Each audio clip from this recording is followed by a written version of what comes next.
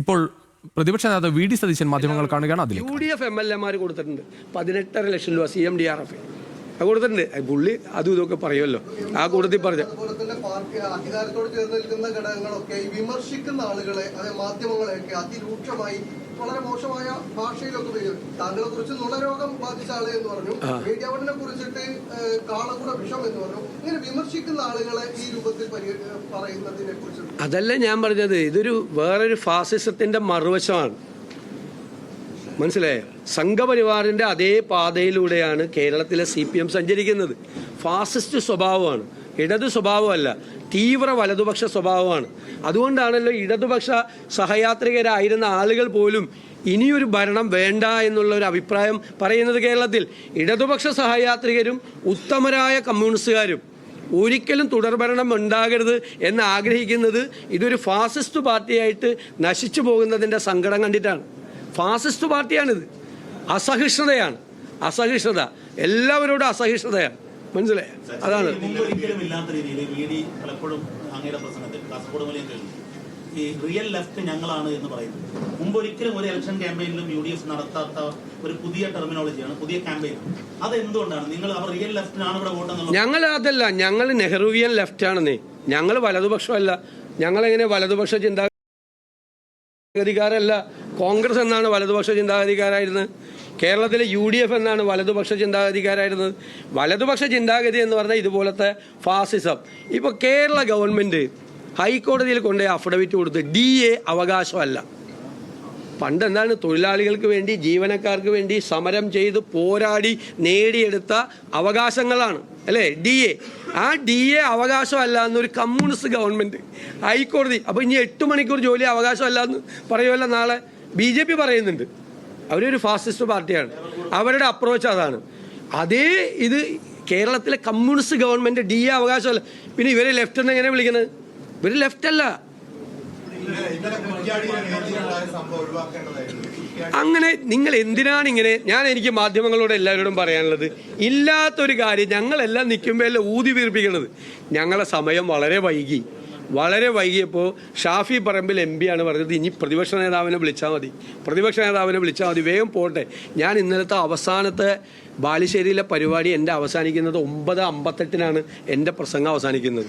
ഞാൻ ഒരു വിധത്തിലാണ് കാരണം ഈ തിരക്ക് കാരണം, ജാഥയിലെ ആളുടെ പ്രശ്നവും കാരണം, ഒരുപാട് ആളുകൾ കാരണം നമുക്ക് പല സ്ഥലത്തും ഉദ്ദേശിച്ച സമയത്ത് തീർന്നു പോകാൻ പറ്റില്ല. അപ്പോൾ കുറ്റ്യാടിയിലെത്തിയപ്പോഴേക്കും എല്ലാവരും ഇത് ചെയ്തു. അപ്പോൾ ഷാഫി പറമ്പിൽ പറഞ്ഞു, നിർബന്ധമായിട്ട് പറഞ്ഞു, പ്രതിപക്ഷ നേതാവിനെ വിളിച്ചാൽ മതി, ഞാൻ സംസാരിക്കുന്നില്ല, വേഗം തീർക്കെന്ന് പറഞ്ഞു. അപ്പോൾ പ്രമോദ് പറഞ്ഞു, ഇല്ല ഷാഫി സംസാരിച്ചേ പറ്റുള്ളത് പറഞ്ഞു. അപ്പോൾ വേണ്ടാന്ന് പറഞ്ഞിട്ട് പ്രമോദിനം പിടിച്ചു മാറ്റിയ ഒരു പ്രധാനപ്പെട്ട മാധ്യമം ഒരു വാർത്തയും കൂടി കൊടുത്തു. എന്താണ്, മുല്ലപ്പള്ളി രാമേന്ദ്രൻ വീണുപോയെന്ന്. എന്തിനാണ് പച്ചക്കള്ളം പറയുന്നത്? നിങ്ങളുടെ ക്രെഡിബിലിറ്റി പോകും. മുല്ലപ്പള്ളി രാമേന്ദ്രൻ എഴുന്നേറ്റ് ഞാൻ പ്രസംഗിക്കാൻ തുടങ്ങിയപ്പോൾ അദ്ദേഹം സീറ്റിലേക്ക് ഇരുന്നു. ഞാൻ വെല്ലുവിളിക്കുന്നു, ഒരു പ്രധാനപ്പെട്ട മാധ്യമം മുല്ലപ്പള്ളി രാമേന്ദ്രൻ വീണു എന്ന് പറഞ്ഞൊരു വാർത്ത കൊടുത്തു. ഞാൻ പ്രസംഗിച്ചപ്പോൾ സീറ്റിലേക്ക് ഞാൻ വെല്ലുവിളിക്കുന്നു. നിങ്ങളുടെ ക്രെഡിബിലിറ്റി പോകും. എന്തിനാണ്? നിങ്ങൾക്കറിയാമല്ലോ ആ ജാഥ ഇന്നലെ എന്തായിരുന്നെന്ന്. അതിൻ്റെ അസൂയ പൂണ്ട കുറേ ആളുകൾ അതിൻ്റെ ആ ജാഥ ഞാൻ പറയണത് ശരിയല്ല, ഞാൻ നയിച്ച ജാഥയാണ്. നിങ്ങൾക്ക് എല്ലാവർക്കും അറിയാമല്ലോ, എല്ലാ ചാനലുകളും എല്ലാ മാധ്യമ പ്രവർത്തകർക്കും നിങ്ങൾക്കറിയായിരുന്നല്ലോ. നിങ്ങൾ എത്രയോ ജാഥകൾ റിപ്പോർട്ട് ചെയ്ത ആളുകളും എത്രയോ ജാഥകൾ കണ്ട ആളുകളുമാണ്.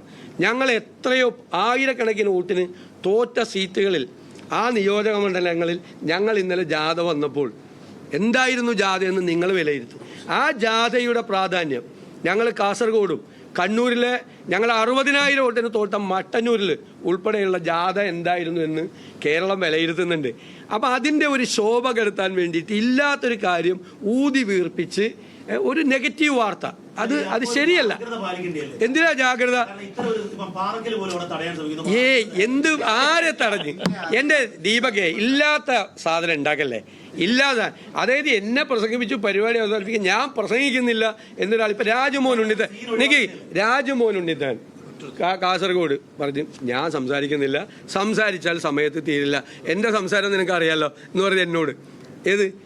പുള്ളി പറഞ്ഞു ഞാൻ സംസാരിക്കുന്നില്ല, സ്റ്റേജിൽ എത്തിക്കഴിഞ്ഞാൽ ഉടനെ പ്രതിപക്ഷ നേതാവ് സംസാരിക്കും. അത് തന്നെ ഷാഫിയും പറഞ്ഞു, ഇവിടെ ഞാൻ സംസാരിക്കുന്നില്ല. ഞാൻ സംസാരിക്കുന്നില്ല, സമയം വൈകി എന്ന് പറഞ്ഞു. അപ്പോൾ പ്രമോദ് പറഞ്ഞു സംസാരിച്ചേ പറ്റുള്ളൂ എന്ന് പറഞ്ഞിട്ടാണ്. അപ്പോൾ പ്രമോദിനെ നിർബന്ധിച്ച് നീ അവിടെ പോയി ഇരിക്കണ, പ്രതിപക്ഷ നേതാവ് സംസാരിക്കട്ടെ എന്ന് പറയും. ഇതൊക്കെ ഒരു കുടുംബത്തിലുണ്ടാകുന്ന പോലെ, വീട്ടിലുണ്ടാകുന്ന പോലെ കാര്യമല്ലേ? കൈപൊട്ടിയത് കുട്ടിയെടുന്ന ആ അതേ വീണു എന്നെ സ്വീകരിക്കാൻ കോഴിക്കോട് മറ്റേ അതിർത്തിയിൽ വരുമ്പോ ഉണ്ട് ഇത്. അപ്പോഴേ ഞാൻ കാണുന്നത്. എന്നിട്ട് സോഷ്യൽ മീഡിയയിൽ പ്രചരണം, അവിടെ ഈ സ്റ്റേജിൽ വെച്ച് ഉന്തിയിട്ടിട്ട് DCC പ്രസിഡന്റിന്റെ കൈവോട്ട് ചെയ്ത ദൈവം. ഈ കേരളം എവിടേക്കാണ് പോകുന്നത് ഇങ്ങനെ കള്ളത്തരം പ്രചരിപ്പിക്കാൻ പോയാ?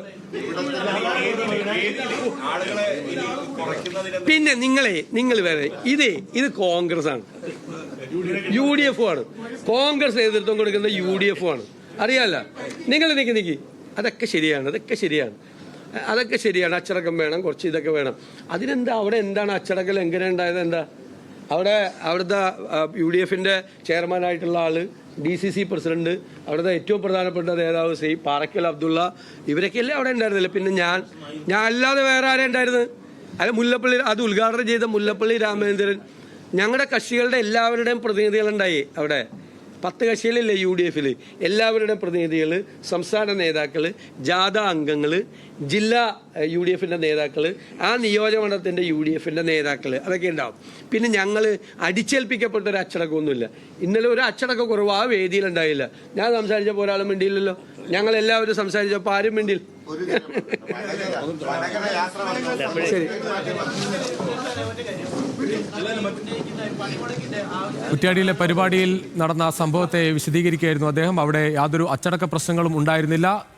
MP സംസാരിക്കണം എന്ന് ആവശ്യപ്പെട്ടത്, DC സെക്രട്ടറി ആവശ്യപ്പെട്ടത് അത് വേണ്ടതില്ല എന്ന് MP ഷാഫി പറമ്പിൽ പറഞ്ഞത് മാത്രമാണ്. പിന്നീട് ഒറ്റവരിയിൽ MP സംസാരിക്കുകയും ചെയ്തു. ഈ ചെറിയ വിഷയങ്ങളാണ് വലിയ സംഭവങ്ങളാക്കി ചില മാധ്യമങ്ങൾ ഉണ്ടാക്കുന്നത് എന്നതാണ് പ്രതിപക്ഷ നേതാവ് വിമർശിക്കുന്നത്.